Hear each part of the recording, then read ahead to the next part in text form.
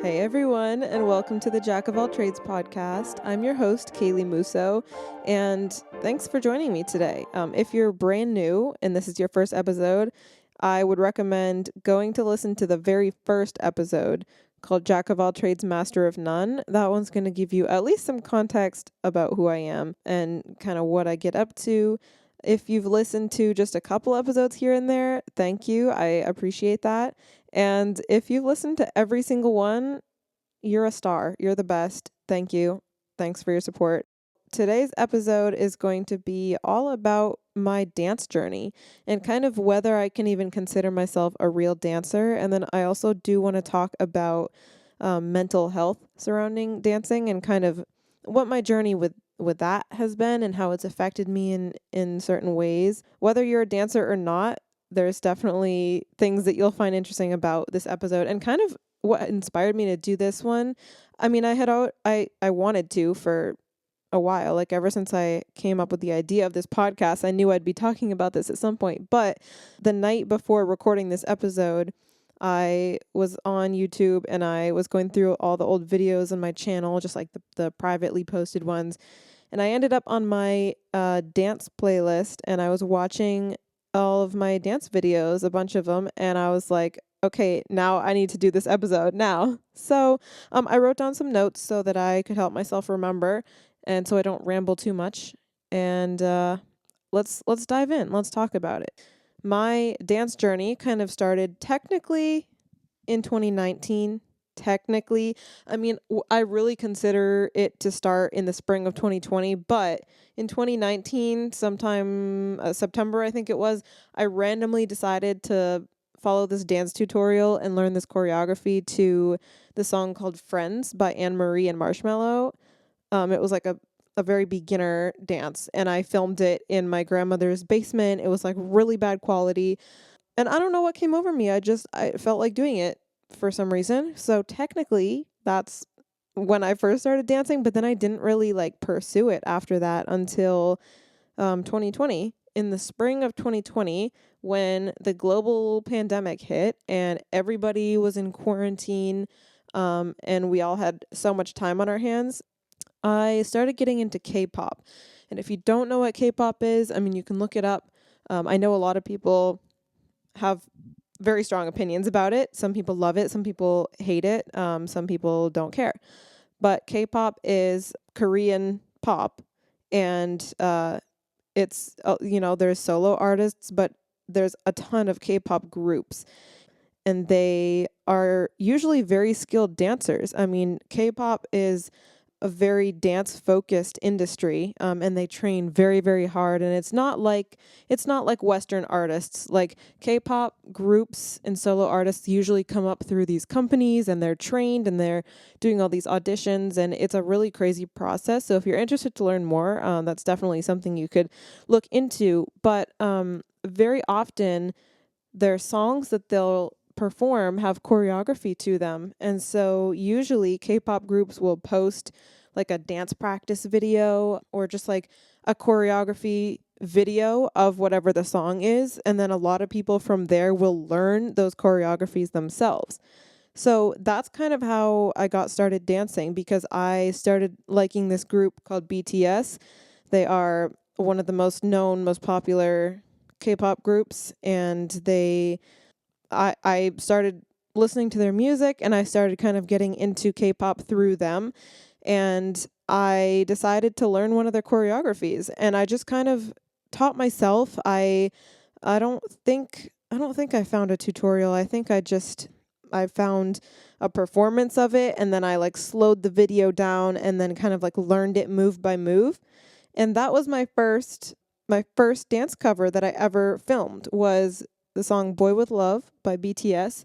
And I've never posted my dance covers publicly just because, I don't know, that's not really what my channel is about. My channel is for my music and then this podcast. So I mostly just post them privately, and then I share them with like friends or family or people that I think would be interested. And it's so weird for me now thinking about the fact that I shared those videos with friends and family, and like looking back on those videos, they really were kind of not good. Like, I mean, everybody starts somewhere, right? Like, it was the start of me learning to dance. I thought that I was so cool. I was like the coolest dancer. Like, look at me. I would have these like outfits and I was like, oh, I'm dressing like a dancer. I'm doing these things, and I would like share it. And I just wonder what my family or friends actually thought of it, because maybe they at the time also were like, "Oh, she's pretty good. That's pretty cool." Or they were like, "Wow, that's really terrible, but I'm not going to say anything." It's like that's humbling. That's really humbling. So, I've made a lot of progress since then, and I'm very glad for it. I'm not a professional at all. But anyways, I remember like showing the choreography to my cousin, my younger cousin Heather, who I've mentioned in other episodes, because she also ironically got into BTS and K-pop the same time that I did, like just by coincidence. And so we spent a lot of time talking about that during COVID, when we would meet up and just go for hikes and stuff. Like, that was all we would talk about.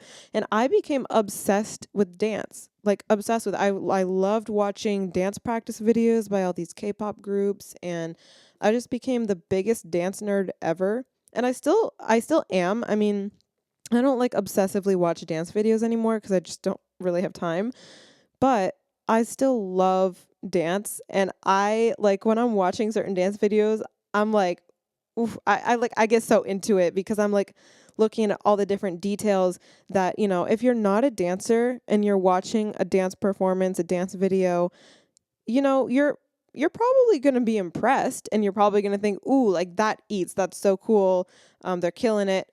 But you're still not going to have the same inside knowledge that a dancer has, as far as like, okay, that they did right there, that actually takes a lot of control. That's really hard. Like, I know that from experience, because I can't do that. Or like, all the terms for things, and you're looking at, ooh, like their isolations are really good, or, whatever it is. Like, you're noticing things a lot more when you are actually a dancer. And that's why I love watching any sort of performance that involves dancing. I just feel like I enjoy it so much more because I'm a dancer. But on the other hand, I guess sometimes if it's not a good dance performance, I judge it a lot more because I am a dancer and I know what it takes. You know what I mean? So I guess there's pros and cons to it. But anyway, so that was May of 2020 when I did that first K-pop dance cover.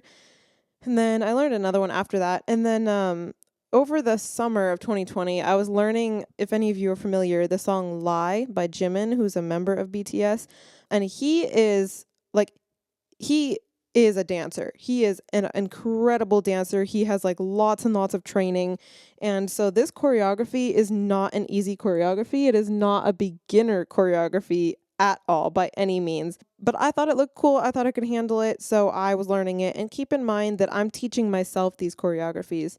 And that's still what I do to this day. Like, I find the dance video and I will slow it down and I'll go through it frame by frame, and sometimes I'll like mirror the video so that I can like learn it on the correct side. But I'm like having to figure these out for myself, so it takes longer than like if someone were to just show me. Once in a while I can find a dance tutorial, but not very often, and definitely not for this song that I was learning at the time. And so it was a really, really hard song. And it was one that was like a very taxing on your body, like your neck, your back.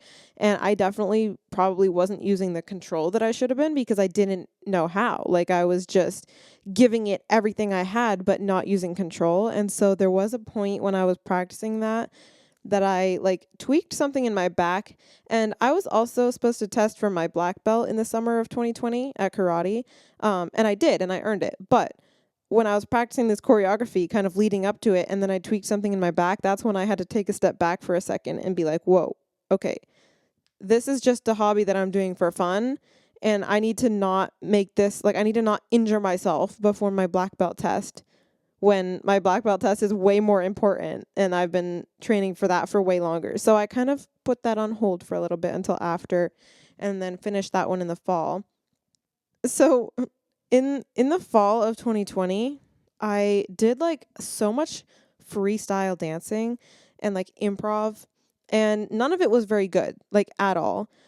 I think a big part of that was because I didn't like me learning to dance. I didn't learn to dance the air quotes correct way by like starting with a certain style and learning the basics of that style, and then kind of building up from there, and maybe branching out to other side. Like I just jumped right into learning choreography, and there is a huge difference, a big difference between like someone that is a dancer that just like has the basics, has the moves, like can kind of just groove out and move their body so well in any situation, versus a dancer that needs to be told exactly what moves to do and then can execute those moves when they're told, but can't necessarily just like move like a dancer outside of those moves. And I feel like that's me, and it's really unfortunate. I kind of wish that, I had done things properly, and I guess it's not too late really, but I just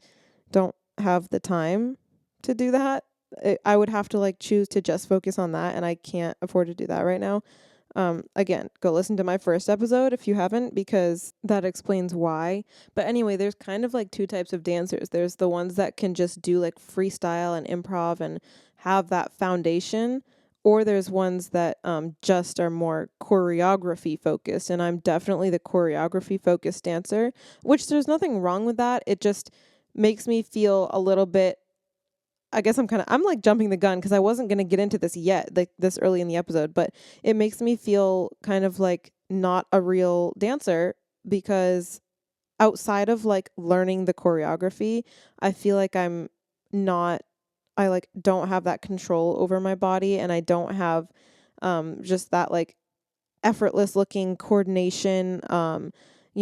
Like I feel like if I'm trying to improv at all or like do any freestyle, it's just like it looks so awkward. I don't have like an endless base of moves to choose from. I don't like it. I don't know. It's just, and even I've noticed it at times when I've been like somewhere where a music artist is performing and people are kind of like dancing to it. I'm like, if I'm actually a dancer, then why do I feel so awkward just trying to like bop around to the music at this performance when I can literally whip out like, I can kill it on like such a cool choreography, but then I can't even like do anything outside of that it's just, it feels really, I guess that kind of takes it back to the episode that I did a while back on imposter syndrome. Go listen to that one if you haven't, because that's actually a really good and kind of insightful one. But yeah, it's hard to feel like a real dancer when I'm like, okay, I can learn these choreographies and maybe like kill it at those, but outside of that, I don't feel very coordinated or very skilled, or like I can really do much, to be honest. And like even when I am learning choreography, it it takes me a while. I mean, some people would probably think that I pick it up pretty quickly. And I guess I do to some degree, but at the same time, I feel like I have to practice it and practice it and practice it, and like work out the awkwardness out of my body with certain moves, versus other people it's like their bodies, they're like actual dancers to where their bodies just naturally have the fluidity and the control and whatever when they're learning those moves, that it's not like, I guess it feels like they don't have to practice that specific move over and over. It's like, and yes, I know that dancers have to practice a specific move sometimes. Like that's not what I'm saying. I don't really know how to explain what I'm saying, but for me, like I could never learn a choreography and then just be like, yeah, I'm good to like film this the same day, because I would need to work out the kinks and like work out the awkward parts and get my body way more used to the move so that it could look easy and natural and effortless, versus so many people that are like actual dancers. They like learn the choreography, and once they've learned the choreography, like it's good, they've got it, and they don't really have to, I mean, obviously they could practice and get it like perfect, but it would be like film ready right then. And that's just not me. And that's partly why I also feel like I'm not a real dancer. Like I have to work so hard to even get it to a level that I feel looks okay enough to film it and show it to other people. So I don't know. That's just my perspective on it. I kind of feel like an imposter when it comes to saying, yeah, I'm a dancer. But anyway, so in the fall of 2020, when I was doing all this like freestyle and improv, like I was having fun with it, but then I also think I was critical of myself at the time of like, okay, well, this does not look good. I see other people's improv videos and it looks really good, and then mine just doesn't. And my body, I think I was, anytime I do freestyle, I try to think about it too much. And then, just think about like, oh, what move can I do next in my head? And then it just kind of ruins the whole thing.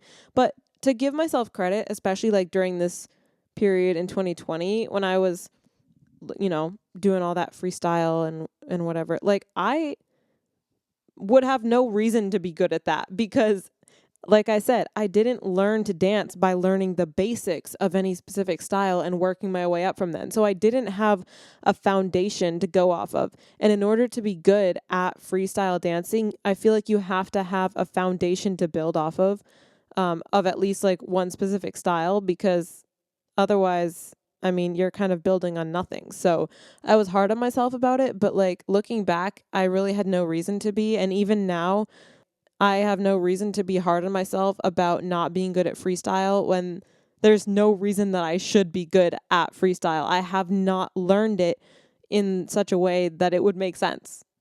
It is what it is. I mean, if I wanted to get really good, I would have to put a lot of time and focus into it, which I can't do. So therefore, I have to be okay with being at the level that I'm at. And that's kind of tough to swallow because I want to be good at everything that I do, and I do a lot of things. And so I just can't. I can't be great at like those things because I do so much. This whole podcast is the Jack of all trades podcast because Jack of all trades, master of none. I'll say it 1,000 times.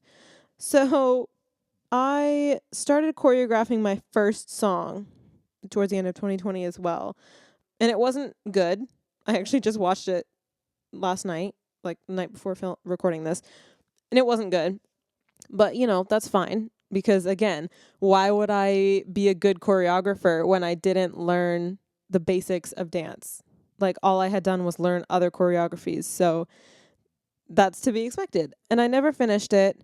And since then, I have started choreographing a number of different songs, but I've only ever actually finished a few.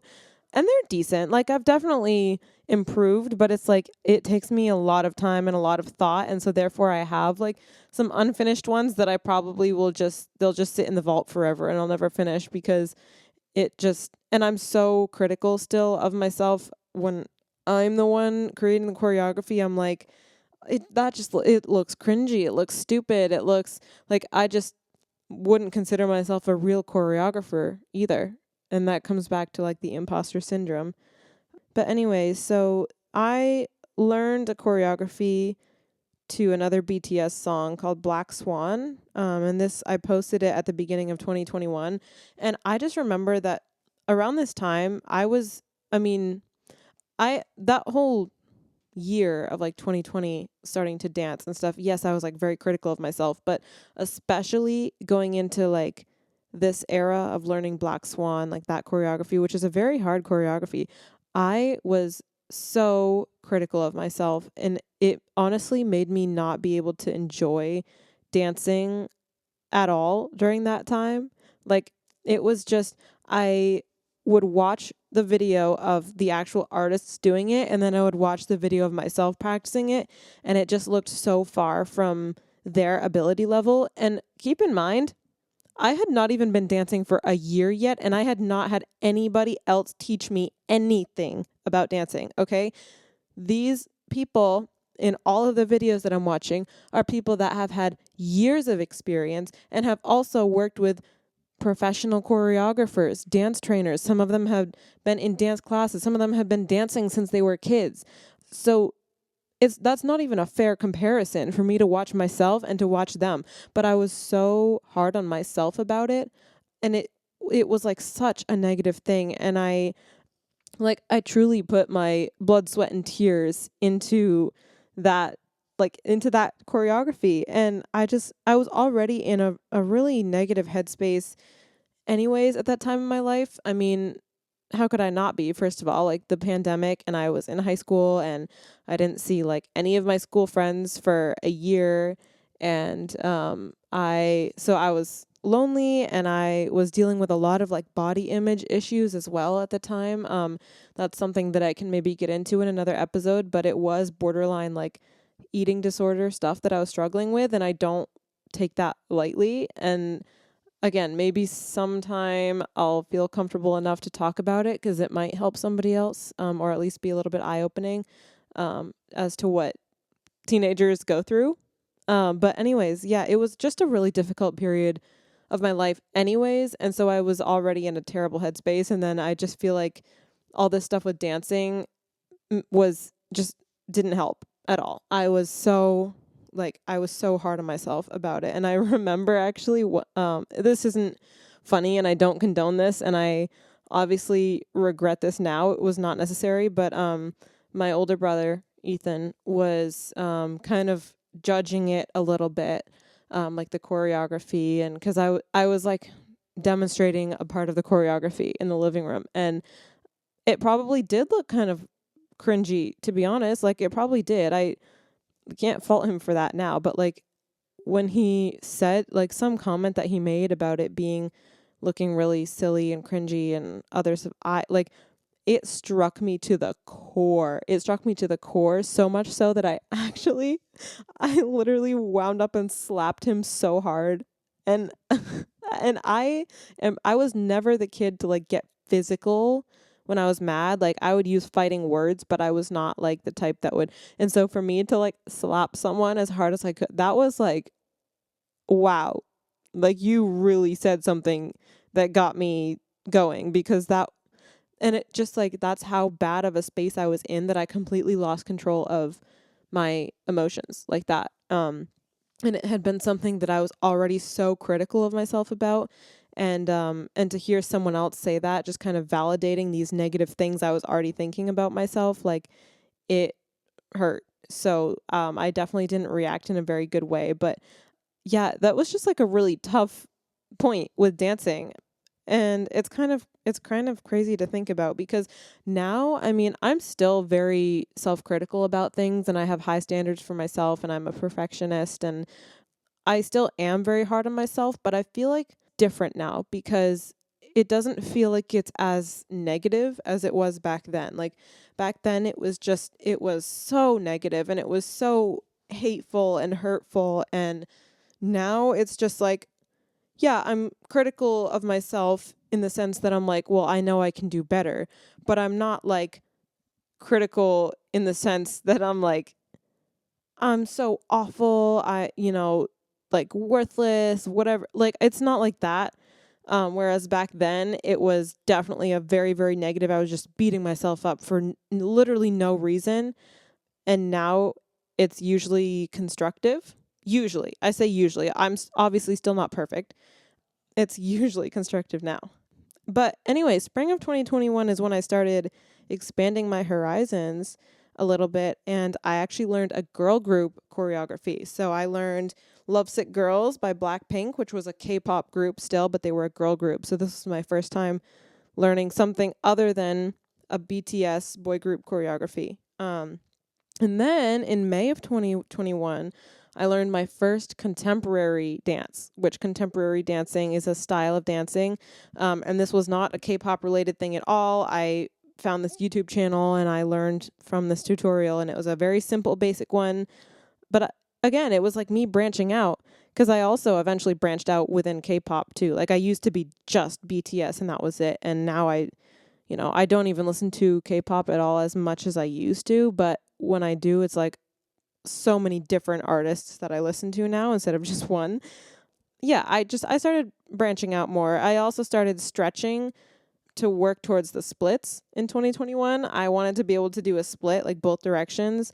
I unfortunately have since given up on that, because I did make a fair amount of progress, but then I just kind of like hit a wall. And then I also ended up like, once I was at college too, like, I don't know, it was just like a lot harder to consistently stretch even enough to like make any progress at all. So I kind of just gave up on that. The whole point was so that I could be more flexible for like certain moves in contemporary dancing that require more flexibility. But at this point, I probably won't ever get to that. So we'll see. But throughout 2021, I still thought that I should remember every choreography that I learned. So I would have sessions where I would just go through and practice all of the songs that I had learned in the past. But then eventually I woke up and realized that, hey, do you really think that every dancer out there remembers every single choreography they have ever learned throughout their career, throughout their life, whatever, and could like perform it full detail, full force right now on the spot? Like, absolutely not. So why are you putting pressure on yourself to remember every single song you've ever learned and how to do it? Like, that's just because you're accumulating more and more and more. Why are you still like, that's eventually it's going to take 3 hours just to review everything that you know. So it's just not practical. So I gave up on that eventually. I mean, it's nice to be able to remember some stuff, and there are some choreographies that stick with you more than others, or ones that you're like, oh, okay, I remember most of it, but then you might forget like which side a certain move was on or whatever. But it's fine. Like, you're not going to remember everything you've ever learned. That's just not possible. But anyway, so into the beginning of 2022, I did continue to do some more like freestyle and improv. And I was really dance obsessed those first few years. And now I think, again, it's been more of a timing thing of just I haven't really had time to have that be a focus. I do still, once in a while, I'll, really geek out about certain like I'll be watching dance videos, performance videos. I'll have like a night here or there once in a great while where I'm like watching videos and kind of going down that rabbit hole again. I'm not like making all the dance videos that I used to, and I'm not like, I don't know. That's just not me anymore. I still love dancing, but that's just not me anymore. February of 2022, I posted my first jazz funk choreography to a Jason Derulo song. So that was kind of like a new style that I was trying out. And throughout this time too, I was still learning more choreographies by like songs by BTS and some other things. So I was still doing that, but I was expanding my horizons. And obviously, like as the years went on too, the actual production of the dance covers got better. I mean, when I first started, I was filming with my tablet, which was not good camera quality, and I was filming in our basement room that was still being built, and so it didn't look super polished, and like the audio was not that good because it was like a recording of the song playing off the speakers, and so over time that improved as well. Once I had the ability to, I could film on my phone, and then I could screen record and then just take the audio from that screen recording of the song, and then like just so the audio quality was much better after that, which definitely helped. And then I also started doing some outfit changes. My first song cover or dance cover with outfit changes was in July of 2022, and it was La Lisa by Lisa of Blackpink. And so I learned that entire song, because sometimes I'll just learn like a part of a song or whatever, but I learned that entire song, and I had outfit changes every like verse and chorus, which does make filming take way longer because, and you have to be really careful about keeping the camera in the exact same place so that when you then edit together, like the framing is still exactly the same. So it's definitely tough, but it is kind of fun, like picking out a bunch of different outfits. And it means that you don't have to dance the entire cover in one take, because if you're doing the full song, like a 3.5 minute song in one take, and you're a perfectionist like me, or like, I'm not the only dancer that is one, you're going to be doing a bunch of takes. And to do that over and over again is exhausting. And like, keep in mind too, that if you're doing a bunch of takes for a dance cover, every single take that you do has to look like it's the first take you've done. It has to look like you are full of energy and full of personality and stage presence. And like, it just has to look like that. And it's really easy to start as you're getting tired. You kind of lose some of that, but no, it needs to look like your first one. It needs to look the best.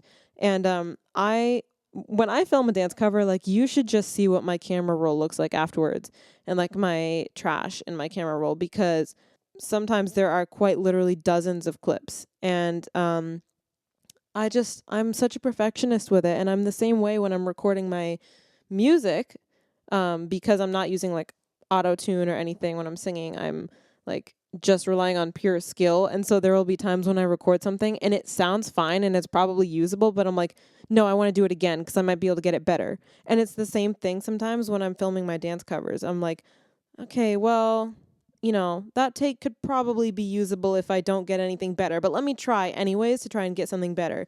And then in that process of trying to get something better, I of course mess up a bunch more times, and then I'm getting more and more exhausted, but I'm like, no, I need to end on a good note. Like, I really want to have one more really good option because I don't want to settle for the other option. And so then it's exhausting. Like, and it's definitely sometimes not healthy, probably, like to be that much of a perfectionist about it. And again, that's also why I could never like film the same day that I like learn something. I have on occasion, but just like small little things. But yeah, I'm always like, okay, one more time. And then I'm exhausted. And then you have to put on that stage presence anyways, which stage presence is something that I've actually improved a lot in. Like, if you look at my first videos, it's like I look so lethargic and the facial expressions aren't really there. But that is actually such a big part of dancing that people don't realize. Like, your face, your facial expressions, and just the way that you carry your body, especially like in between moves or in between, like, it's so important in like selling the performance and selling the personality. So yeah, that's something that I've improved on. And now, honestly, what kind of helps is just to pretend that like you have an audience that you're like performing to, because that kind of helps you. Because if you're just by yourself with a camera, sometimes it's like it can be hard to conjure up the attitude as if you. But really, I mean, you're performing to the camera, to the viewers that are watching it through the camera. So you do have an audience. It's not a live one. 2023. We're getting there. 2023. I could barely dance in 2023 because the end of 2022 is when I started experiencing my like a bunch of health issues and really, really bad anxiety and stuff that affected every aspect of my life and affected me physically. And I could barely do physical things. Anything that was like cardio would just like elevate my heart rate and my breathing, and then my body would think it's having a panic attack, or like I just wouldn't be feeling good. I would have no energy, like my stomach would be not feeling good all the time. Like it was just like I could not do physical things like that, and that affected so many things too, like my karate training. And but yeah, I couldn't really go all out because dancing takes a lot of energy, and like you're really using every part of your body, and it's cardio. Like, dancing is actually, you have to be, I don't know if people realize how much of an athlete you actually have to be a dancer. Like, dancers are athletes, period. Because if you're doing one song, dancing to one song, let's just say it's a 3.5 minute song, it's like average. This is like a series of like explosive moves, like cardio intensive for the most part, depending on what style. And you're like performing, you have to have like your face has to be on, and you have to be like putting full effort and energy into these full body moves for 3.5 minutes straight. And then if it's like a concert or something, well, you might do a bunch of songs back to back. Like, you have to be in such good shape for this. Like, it is crazy. It is exhausting. And I couldn't even imagine having to sing live while doing it. I've tried it a few times just to see. Like, I've tried singing the songs while doing the choreography, and guys, it is impossible. So you really have to train for that stuff. But so I only did like 2 or 3 small, short little choreographies throughout all of 2023, and they were like not super high energy, bare minimum ones. So I really couldn't do much. And I mean, yes, I was at college. The first half of the year I was living at home because I was at a community college locally. But yeah, it was rough. So 2024, I was able to get back into it a bit more, film some more dance covers, learn some more choreography. Again, being away at college during the school year makes it definitely a lot harder. I do have a dance studio at my college, but it's kind of unpredictable as far as when it's going to be used. And, I'm busy enough as it is. And so then to like try and find a time when I can get all geared up and then walk all the way over there, and then it might be being used anyway. Like it just, I barely use it, and I really should try to more this next semester. I just, really don't think I'm going to have time. And this episode is probably coming out during the school semester anyways, or right before it, because I am trying to pre-record a bunch of stuff. So the secret's out. So yeah, I got back into it a bit more in 2024. This year I have barely danced at all. I've barely danced. I've barely posted. I think I posted like one thing maybe at the very beginning of the year, but it was like me relearning the first choreography I ever learned, that Marshmello and Anne Marie song, Friends. It was me relearning that, like, 5 years later, and comparing, and the difference was crazy. And then I learned like one quick little TikTok dance, not like TikTok dance, but dance that had been going around on TikTok. But there's definitely a difference between a TikTok dance and dance videos that people post on TikTok. And this was a dance video that someone had posted on TikTok that was making its rounds and people were learning it. It was to a song by Kendrick Lamar and SZA called All the Stars. I learned that like a month ago. And then right now I am learning one that I am hoping to try and film if I can before going back to school. I have no idea if that's going to happen. So I have like done a little bit, but again, it's been impossible to find time, and that in combination with my health and just most of the time not feeling good or not feeling up for doing like high impact exercise where I'm like jumping all around dancing, it just makes it really hard. So I haven't really done much. And I think I've kind of moved past the point of like, I went through a period of time with dancing like earlier on where I was like really focused on, okay, let's do videos where I'm like learning the basics and trying to like learn these different things and really practice and whatever. Now I'm kind of just like, I would love to really buckle down and get good at dancing, but I'm going to have to pick and choose, and that's probably not going to be able to be one of them because it really is a just for fun hobby thing. So it might have to be one of those things where I just have to be good with the level that I'm at and learn what I can and whatever. Because it is just like a for fun thing. I'm not even posting these publicly. Like I said, sometimes I'll post a clip of one on TikTok or something, but mostly I just like share them with family and friends. So, but I mean, I have tried a bunch of different styles. I have, like I said, I've learned a little bit of like jazz funk, contemporary, hip hop, or like lyrical.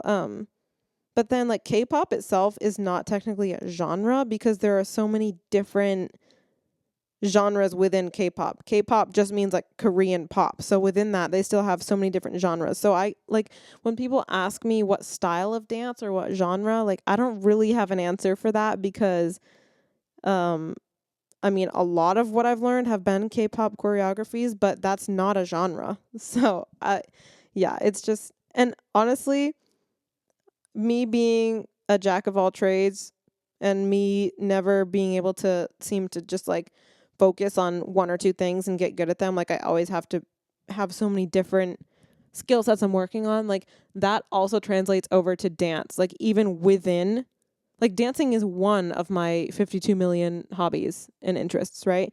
Dancing is one of them. But within dancing, there's so many different genres to choose from. And so I dabble in a little bit of a lot of them because I can't just focus on one. I'm not the type that's going to be like, okay, I am going to do hip hop and I'm going to get really good at hip hop. And no, I'm sorry. No, I have to try a bunch of different things because like, I like to be versatile. I don't know. It's just, I can't just lock in on one thing, and I don't know what it is.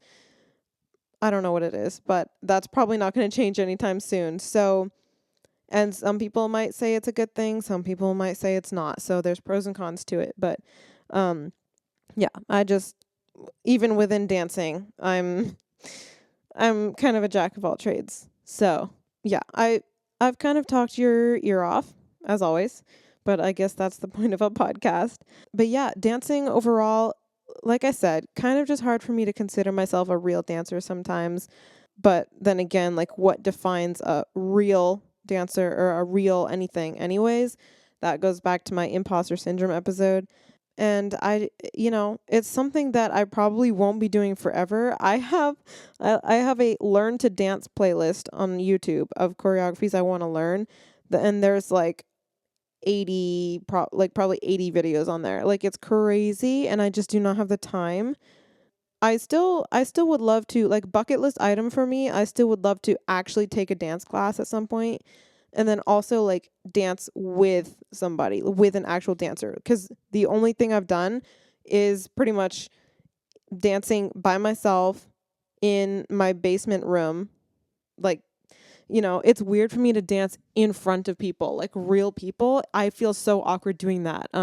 This past school year, somebody filmed a video story about me as a dancer, and it was like they interviewed me, and then I had to do some dancing, and they were like filming it, and it was just such a crazy experience for me because I was like, I don't know, I just felt so awkward and kind of like shy and embarrassed and whatever, even though I'm like, I can kill it with the stage presence and like have like look so confident, but at the same time I just feel so weird dancing in front of people and so inadequate and like untalented for some reason because I'm just not used to it. So it's just, I would love to push myself out of my comfort zone by actually taking a dance class sometime. And part of me is just scared to because I don't feel like I have the skill. But guess what? That is what a dance class is for. Like everyone has different skill levels and you're not going to be perfect when you show up. So like, I don't know. I just need to get out of my head about it.